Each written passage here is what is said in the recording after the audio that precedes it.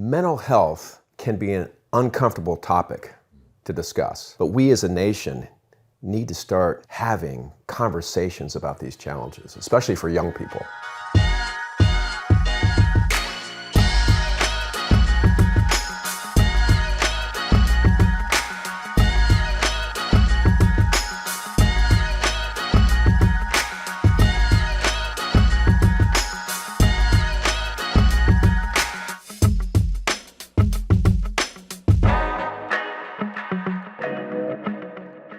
Michael, you're the life coach for student athletes at Bowling Green State University.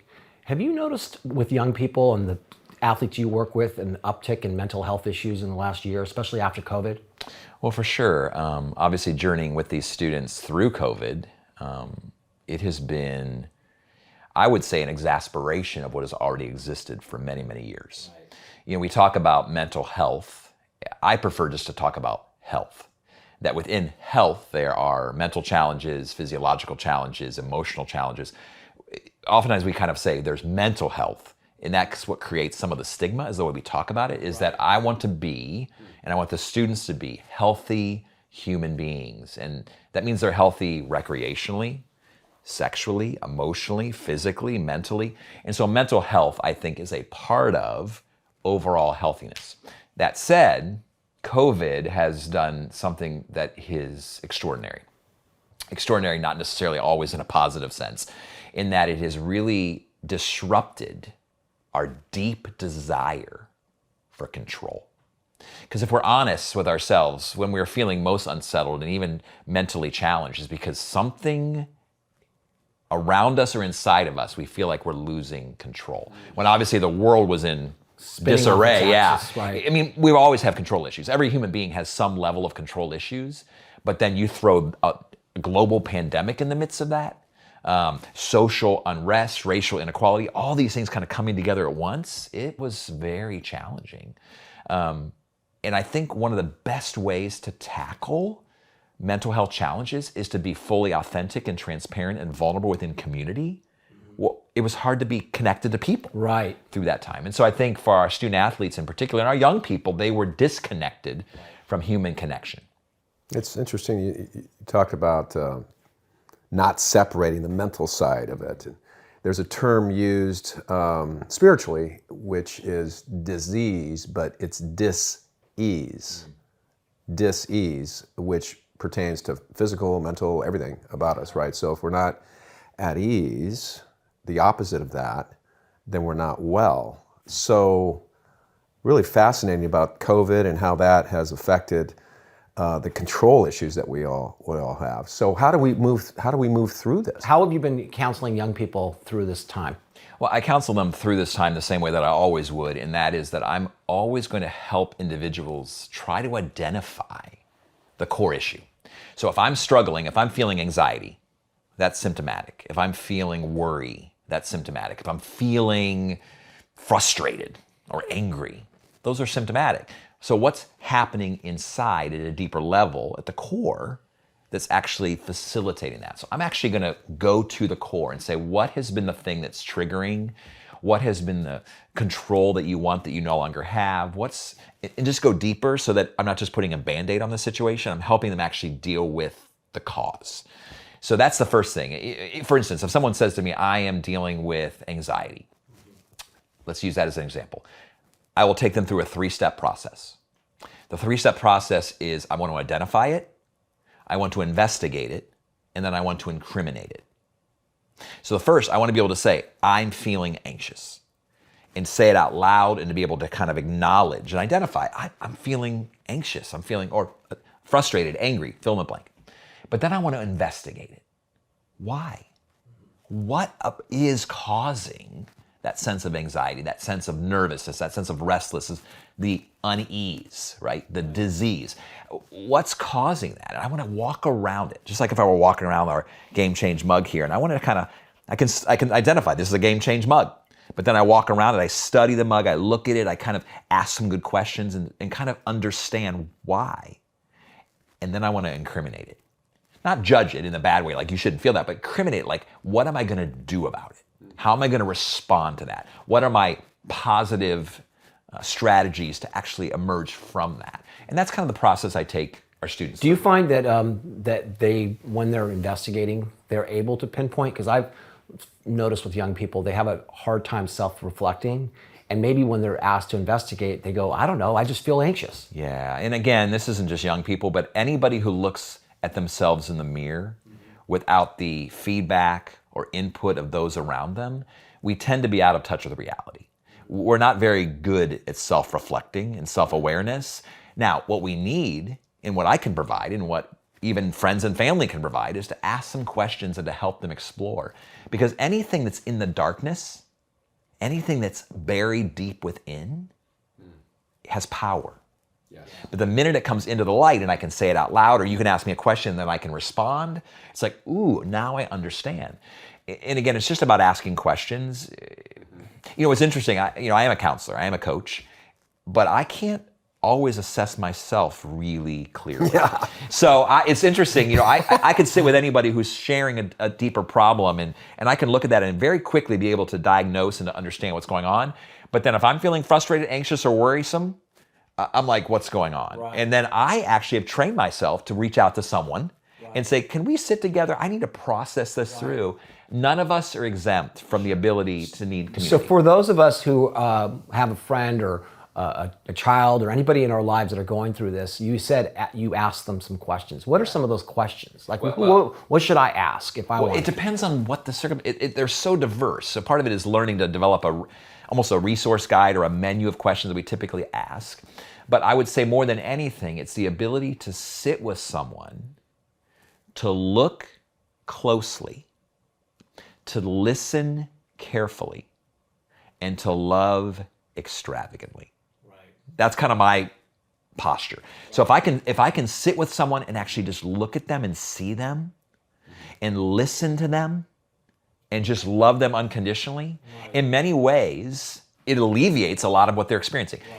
My favorite coaching sessions with student athletes is when they call me and say, hey, can we spend some time together? I'm dealing with this thing. And they come in and they just start talking. Because they trust me, they have a relationship with me, right, they just start talking. And I'm just listening. Right. Sometimes I'm not even saying a lot. Right. And at the end of the time, they take this deep breath and be like, oh, thank you so much for this time together. I feel so much better. And I'm thinking, I didn't say anything. Right.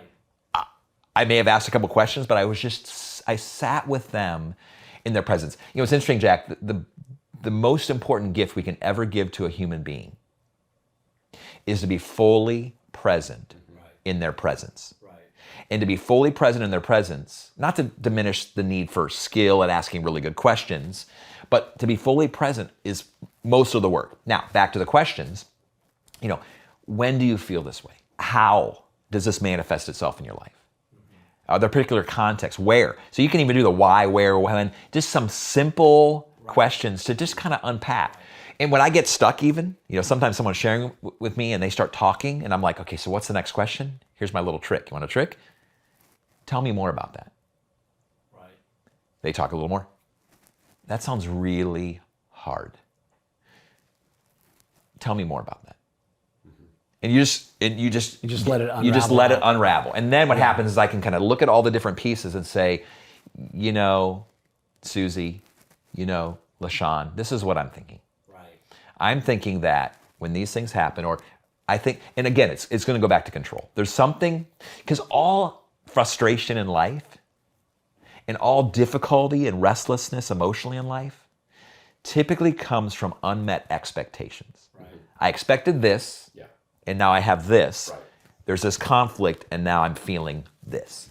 Lots to say here from my perspective. Yeah. But you mentioned a word earlier, trust. So when you're sitting with somebody and trying to help them through their issues, that's so hugely important. But as a parent and a child, I think when we're raising them, there may be a sense of judgment, right? As a parent judging a child. Right. And so maybe it's more challenging for a parent to sit down with a child than a third party, or friend or whatever, or an uncle or somebody else, because you have to come from that place, right? That you're not going to be judged for talking about what we're talking about. Is that And within correct? our culture, there is an aversion to transparency.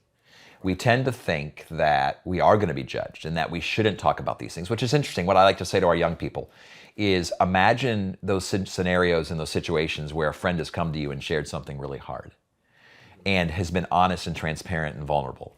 I said, do you typically think, wow, they're a loser and you're a burden and I wish you had never said that? No, it's the opposite. Right. We tend to think, I have so much respect for that person. You admire their courage. But we tend to think we're always the exception. Right. So if I do that, if I open up, I'm going to be judged. But I will tell you too, the challenge with parents, oftentimes, and even close family members, we love those people around us so much, we move into rescue mode, we move into fixing mode, and so we feel like we need a quick solve as opposed to just being with someone. Yeah, I'd like to comment on the transparency thing. There's a great story I love to tell about an NBA player, Kevin Love, who during a game was feeling really bad and didn't know what it was. Ran into the locker room, thought he was having a heart attack. That's how bad it was. He was laying on the floor, thought he was going to die. Turns out he was just having an anxiety attack. And in the process of having that anxiety attack, when he learned about it, the first thing that came to him was this relief that nobody knew he had an anxiety attack. And so it was like, and then he thought about it some more. It's like, why did I care so much that other people were going to know that I had an anxiety attack? And he, to get to his credit, realized that this is something that he needed to talk about. And he had as a model another NBA player, a guy named DeMarcus DeRozan from USC, who had done an interview and talking about his issues with depression. And so I think one of the things that we as a society have to do is not only make it okay to talk about the things that we're vulnerable about and the pain we're suffering, especially if it's mental, but to celebrate it, to really put it up almost in a heroic, courageous level, because those people who do that make it so much easier for others to do the same. Because for athletes, right, it's weakness. Yeah, if I come forward soft, weak, I'm not tough enough, and that's just the opposite of we want people to know about us. That's right. But if we put up that barrier, then people don't ever really know us. Yeah, and struggle is normal. None of us are perfect. I mean, none of us, even now, as we sit here today, none of us are in perfect physical condition, nor are we in perfect emotional condition. Jack's pretty perfect. None of us are in perfect mental condition. Like, just to allow ourselves to be a mess. In fact, if I may, I'll just close with this final thought, and that is that as I speak to crowds across the nation, one of my favorite things to say at the very beginning, particularly if I'm going to talk about something delicate, like mental health or challenges, emotionally and so forth, is I'll say, as the speaker, can we just acknowledge something right now, before I even begin? You're a mess, and I'm a mess. You have issues, and I have issues. If you ever meet someone who's too good to be true, seems too good to be true, it's because they are. And so I think it's important for all of us within culture, whether we're older, younger, particularly as we're working with athletes and younger folks who are kind of emerging into adulthood, to be able to say to them, I see you, I unconditionally love you, and it's okay to not be okay. Hey, Paul. Yeah. This is the part where we're supposed to tell people to like and subscribe to our YouTube channel. Okay, will you please do that then? I mean, if you enjoy it, please do. And if you don't, do it anyways, because we need your help. We do. Also, we have a website called GameChangeNation.com. Just go there and subscribe and you'll get tons of free content. And what we're really trying to do is create a community of people that love sports. Yep. And the great lessons that we learn from sports, but we want to hear from you. We do. So we're going to have a bunch of social media pages from TikTok to Instagram to Twitter to Facebook. Instagram, I probably already said all of them. Please join them and tell us your stories. We'd love to hear from you. Oh, and we wrote a book.